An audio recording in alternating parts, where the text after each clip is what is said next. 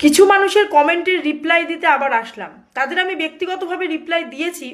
তো তারা আমাকে বারবার বলছে, তুই যখন লক্ষ্মী ভাণ্ডার পাস তো এত কেন বকবক করছিস। প্রথম কথায় তাদের তুই তুকারি অসভ্যতা।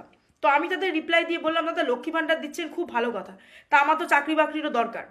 ডিগ্রিগুলো পেয়েছি আমি, সেই সার্টিফিকেটগুলো রেজাল্টগুলো তো আলমারিতে ঝুলিয়ে রাখার জন্য পড়াশোনা করিনি।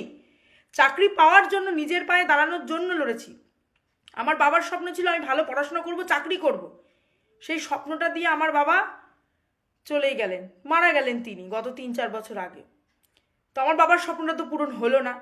যাই হোক, আমি একটা কথা বলি, পড়াশোনা শিখলাম, মাধ্যমিকে ফার্স্ট ক্লাস পেলাম, লেটার নিয়ে উচ্চ মাধ্যমিকে স্টার পেলাম, ডিগ্রিতে এমএতে বিএডে সব ফার্স্ট ক্লাস পেলাম। তাহলে এত কঠিন পরিশ্রম করে যদি আমি চাকরি বাকরি নাই পাই, তাহলে আমার লক্ষ্মী ভাণ্ডার নিয়ে হবেটা কি? আজকে আমি একজন যোগ্য চাকরি প্রার্থী হয়ে যদি আমি চাকরিটা না পাই, ওই 1,500 টাকায় লক্ষ্মী ভাণ্ডার আমার সংসারটা চলবে?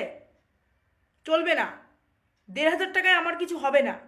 আমি যদি চাকরির ক্ষেত্রে যোগ্য হয়ে থাকি, আজকে আমি 20-30 হাজার টাকার মাইনের একটা চাকরি করতে পারতাম, যেটা আপনাদের মাননীয়া মানে আমাদের মুখ্যমন্ত্রীর জন্য হয়নি।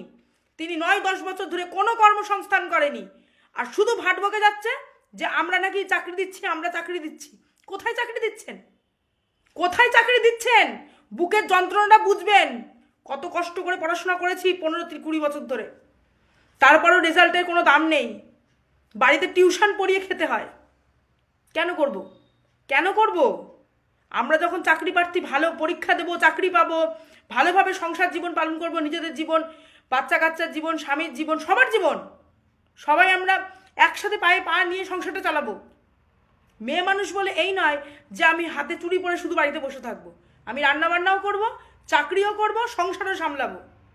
এইটা হচ্ছে মেয়ে মানুষ।